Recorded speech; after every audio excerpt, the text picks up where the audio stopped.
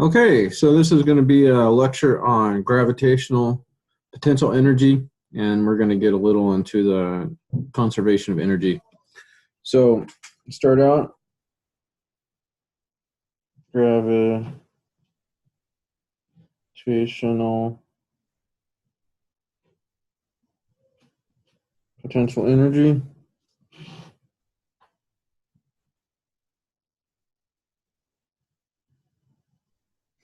Okay, so we can basically just start out with the work energy theorem. So W is going to equal the force times the displacement. And we know that the F is going to, for the weight, force of gravity is going to equal the mass times G, the gravitational acceleration, mg, and then displacement is going to equal h. And that's going to be one of our main equations. So that's really going to be the gravitational potential energy. So that's basically going to equal the change in potential energy is going to equal mgh. So we can also write that basically. So the way to show this is draw an axis here, and we say this is y, this is x, and then we're going to have a mass at one height, and then we can raise it to another height. So that's going to be, we can call this h0 and h1, or just h. So we can call that y0, the y1, but it doesn't have to be that, but we can say either one. So we can y1, y0. And it doesn't call these y's in your book, but it doesn't matter.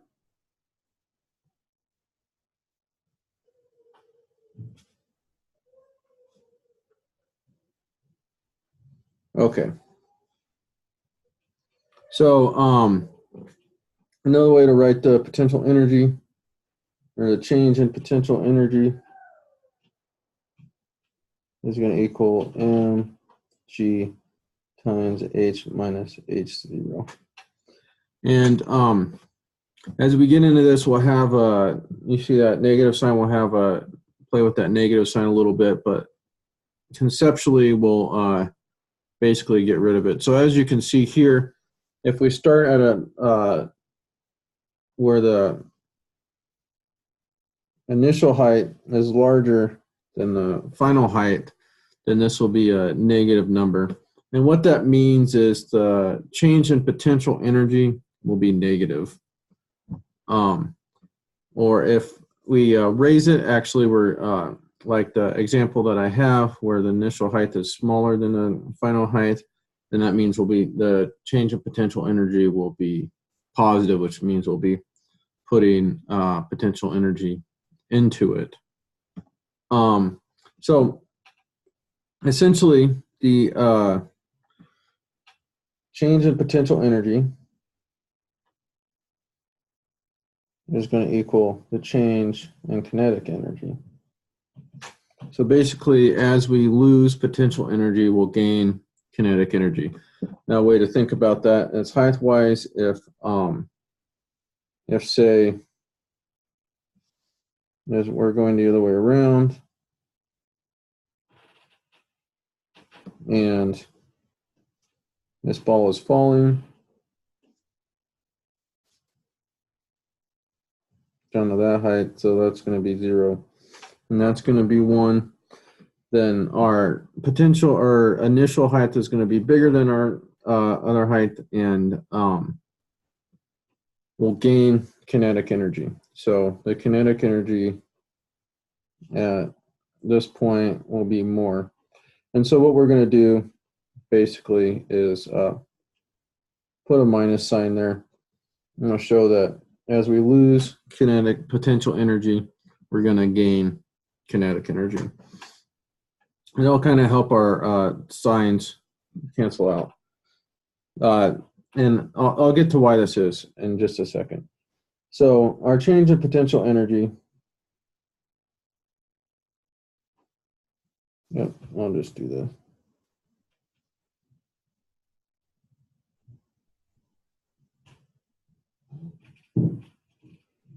Is going to equal the change in kinetic energy, which we know from before, mv squared minus mv naught squared. So that's an important equation. So if we have some initial velocity, which we could, at this point, we could have some initial velocity going down like that.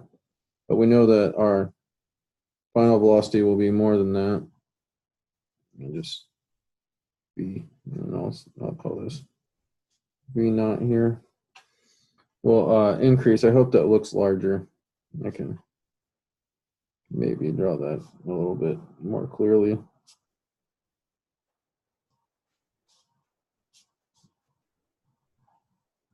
Okay.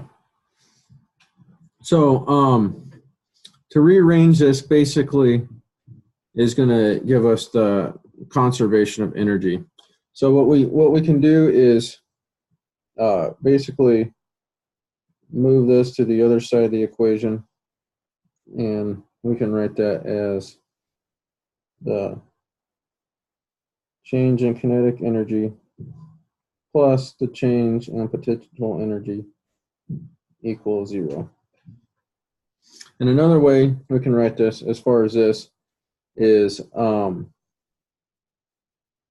you can see these minus signs cancel out, and a little algebra will give us 1/2 mv squared plus mgh equals 1/2 mv naught squared plus mgh naught. Here, I'll write that a little bit better. Okay, and so that is going to be a very important equation that, and really helps us solve a lot of things in this physics class.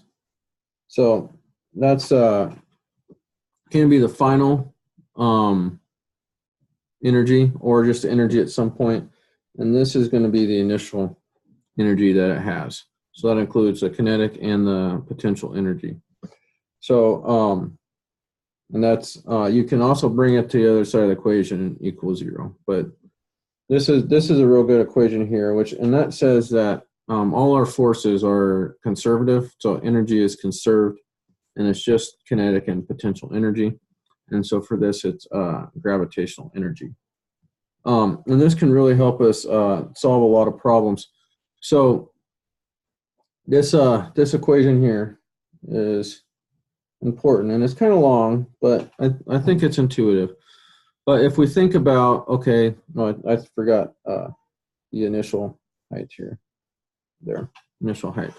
Okay, so if we look at something where, say this is at a certain height and goes to the ground, or here I'll draw another one.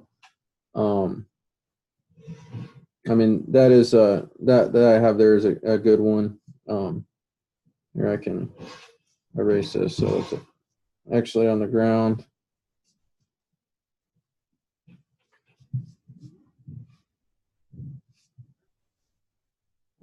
Nope, still had the eraser on. Nope, still had the eraser on. Okay.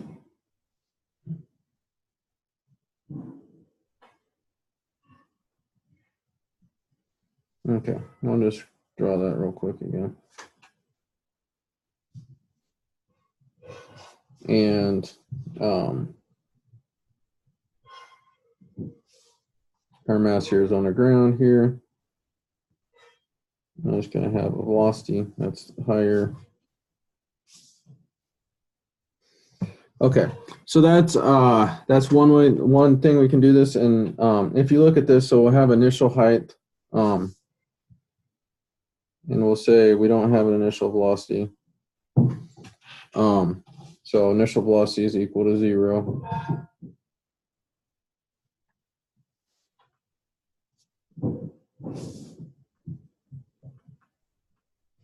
Okay, so this final height is equal to 0. And then we have some velocity there. Okay, so what we can do here is we have our initial height, but our initial velocity is equal to 0. So we can cross out that term there.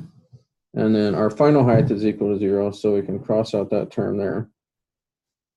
And then the terms that we have is this term here and this term here.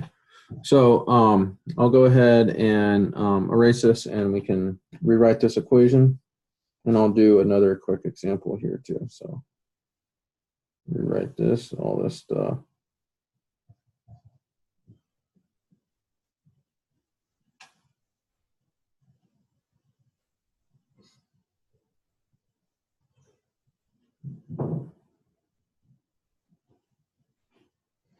And what we'll have when we solve for this is we'll have a handy equation. So we just have these two, and I'll write these again up here.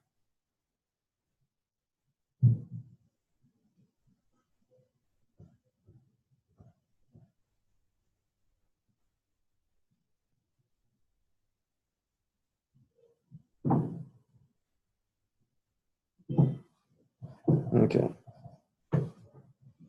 So 1/2 mv squared is equal to mgh.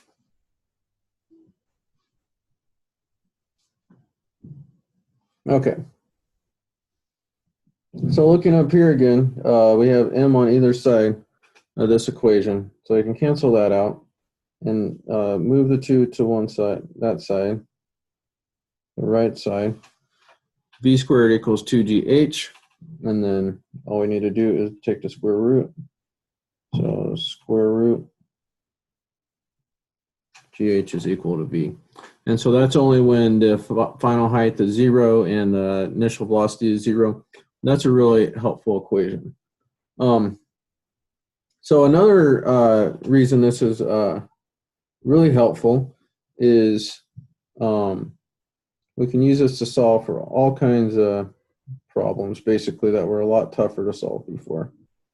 So what I'll do here, we have a lot of problems with inclines, and skiers are fun problems to do. And anyone who's been skiing, there's a lot of potential kinetic energy physics going on. But so we can have an incline like that, or even when we kind of get in this to book a little bit, it doesn't even have to be straight like that. I can have something that goes like that. And so a little skier on top. It's a little bit better. A little skier on top. And so we have initial height. So it would help to know the mass, but we don't even necessarily need to know the mass. All we need is the height and g. So here's the height. Okay, and so that's h. And we know g is 9.8.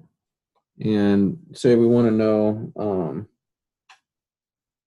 the velocity down here. So really, we know that we can just plug that into the equation, and that'll give us that velocity. It's really that easy. Or say we want to know the velocity here. Oh, I'll draw that a little bit better. Velocity there. So we know what this initial height is. So it could have a starting velocity. There's actually a problem where you look at this basically same problem with and without initial velocity.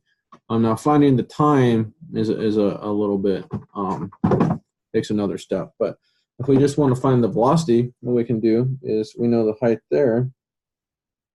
We know that height, and so say that's height 1. And this is height initial. And then we can find the velocity there. So we can say this is final velocity. This is velocity 1. So we can really find it any point on there. So if we wanted to find velocity at point 1, that would be 1/2 mv1 squared plus mg h1 equals mg h0. And we don't, that's with no initial velocity. If we had initial velocity, we could go ahead and put that in there. Yeah, why not? We can just add it on there, 1/2 mv0. And as you can see, even for this one, see the masses will cancel on each one of these. That isn't the case if, say, we use a spring or something like that. But yeah, this is a way to use conservation of energy and a really great way to solve physics. And when you start looking at the world this way in physics problems, it can really simplify things a lot. I'll draw a little vector for that velocity. Okay, and I guess I can draw one here for initial velocity. Okay, so that's how we use gravitational potential energy. All right, thanks for listening.